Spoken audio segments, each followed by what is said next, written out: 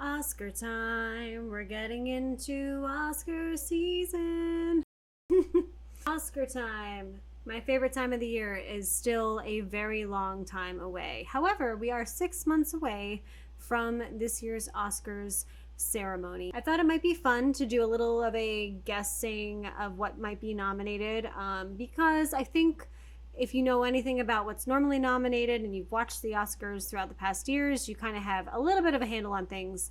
And I think it's interesting to kind of see things where they are now. A lot of stuff hasn't come out yet, but a few things have. And I think that kind of makes sense more now than ever to do a little bit of a predicting type of video, more so than past years for sure. Let's get into it. First, we're gonna go with Oppenheimer. So yes, Oppenheimer gets an Oscar nomination for Best Picture. I think it's pretty much the safest bet at this point. I think it's definitely to get nominated for Best Picture. It's Christopher Nolan's best piece of work, according to a lot of people. And yeah, I think that the way audience reacted to this, I don't think it's going anywhere as far as the award season goes. Next is Killers of the Flower Moon. That is absolutely going to get nominated for Best Picture as well. It's really rare that Scorsese doesn't get a Best Picture nomination. And just based off of the trailer and everything, it looks pretty much spot on for what is normally nominated. So yeah, Oppenheimer and Killers of the Flower Moon are pretty much locked down at this point. Moving ahead, we do have Napoleon. I know Ridley Scott has not had the best track record as of late. However, if you see this trailer and you see it's starring Joaquin Phoenix, it looks magnificent. I am excited, so excited to see this movie. I'm not as secure on this one as I am with Oppenheimer and Killers of the Flower Moon, because if the film is just so-so, but Joaquin Phoenix is great, it then might be one of those cases where Joaquin Phoenix gets the nomination for Best Actor and the film does not get a Best Picture nomination. But as far as like the season's looking so far, I would put this on the list. Next is a film that I want to give every Oscar to, and that is Past Lives. A24. I saw it a few weeks ago. I am going to be doing a review on it. I think it's going to get a nomination in almost every category. It's a small film. It's a beautiful film. It's a haunting film. Everyone involved was incredible, and the director Celine Song, in my opinion, is absolutely getting a Best Director nomination for this, as well as original screenplay. My goodness, is this film just... it's magnificent. I really don't know what else to say about it, and I want to give it every nomination this year, so it's definitely getting on this list for Best Picture for sure. The next film is a film called Maestro that no one has seen yet, but it is Bradley Cooper directing and starring in the biopic of Leonard Bernstein, and I think that all the ducks are kind of aligning to make sure that that gets an Oscar nomination for Best Picture. Definitely an Oscar nomination for Bradley Cooper. Carey Mulligan plays his wife. That is also a potential Best Actress nomination. So yes, this would be on my list as well. The next film that I'm giving a Best Picture nomination potential to is Barbie. I did criticize this film in that third act that I felt was incredibly problematic. However, to me, Barbie being nominated for Best Picture is very similar to like an Avatar or Top Gun or any film that had a huge impact on the box office. So I absolutely am putting this as a potential nomination. And I think that Greta Gerwig, if it's a Best Original Screenplay or if it's a Best Directing nomination, there's no way this movie's not going to be in the top 10 nominees for Best Film. Should it win? Absolutely not. But it should. I think I can understand why it would be up there. Dune Part 2. I think just because the first one was on lock, I think this is a shoo-in. I think that the sequel to the film that had tremendous amounts of nominations is going to do it again, just because it is part of a series, and not a series, but it's a part 2 of a part 1, and they're all together. So I do think that Dune is going to absolutely make the list. I don't think it's going to win, but it will be up there. I've kind of felt like Denis Villeneuve has kind of danced around getting an Oscar. So I think it's in his future. I just don't think it's going to happen with Dune 2. Across the Spider-Verse, yes, it's animated, but I do think it is going to get a Best Picture nomination this year. It was just so artistically done. The vision was so clear. The music, everything that came together was just fantastic. I would be shocked if this movie does not get a Best Picture nomination. It's a lot more lenient when it comes to Best Picture than it does to the other categories. And, I do think it deserves to be up there regardless, even if there were 5. But I do think that, it would be shocking if this film doesn't make a Best Picture nomination. Once in a blue moon, an animated film does, and I think this is the film that's going to do it this year. So the next few films I have not seen yet, because a lot of them have not premiered anywhere, and a lot of them are going to be premiering at the Toronto Film Festival, which I will not be attending, but I know quite a few people that will be, and I think we'll get a much better, understanding once that happens of what the Oscar climate is going to be like for the remainder of the season. The first is for the film Saltburn. It is another film by Emerald Fennell. She won the Oscar for Best Original Screenplay for Promising Young Woman. She also directed that film, and she has directed this film called Saltburn, and it is also starring again Carey Mulligan.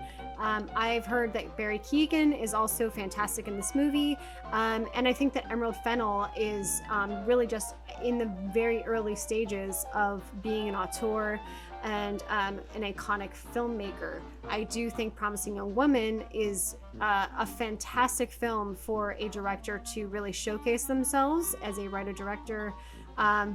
She I think has a lot going for her, and I would not be surprised if this film does not get a Best Picture nomination. Then we have The Color Purple, and no, it is not an adaptation of the Steven Spielberg Color Purple. It is an adaptation of the Broadway musical The Color Purple, which was a musical adaptation of Steven Spielberg's film The Color Purple, which was obviously a film adaptation of a novel.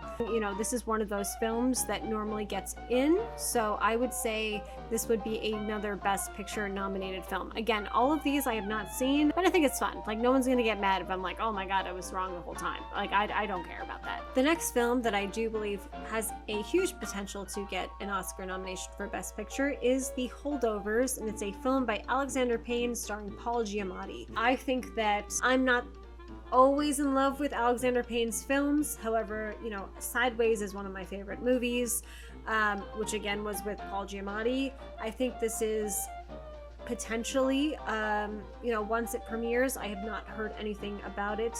I don't know if you have heard anything about it. If you have, I'd love to hear in the comments below. The newest film by Yorgos Lanthimos is Poor Things, and that stars Emma Stone, Mark Ruffalo, and Willem Dafoe. I do believe it is some type of weird Frankenstein type of story. Yorgos Lanthimos has done quite well when it comes to Oscar nominations. He's done films like The Favorite as well as The Lobster, and I can kind of just see this being, a potential contender for this year's ceremony. It does look like one of his more, out there films. His movies are always kind of a little out there, but this one seems incredibly out there. So we'll see if voters respond to that. But I do think that, if I was going to make a list, I would definitely put that up there. It did move its release date to December. It was supposed to release, I believe, in September or November. One of those two. I believe maybe it was September, October. It's now moved to December, which I actually think is a better time slot for the Oscars and for Oscar voters. So I think there could be huge potential with this film, and perhaps another Best Actress nomination for Emma Stone regarding this movie. Another film that I personally don't know much about, The Zone of Interest. It is a foreign film. I've only heard potential Oscar buzz. I'm not an expert on this movie. I barely know anything about it, but I had to add it to the list just because of the conversations that have been going on regarding this film. So The Zone of Interest is definitely going to be on this list. Next one I need to add to the list is Todd Haynes' May December.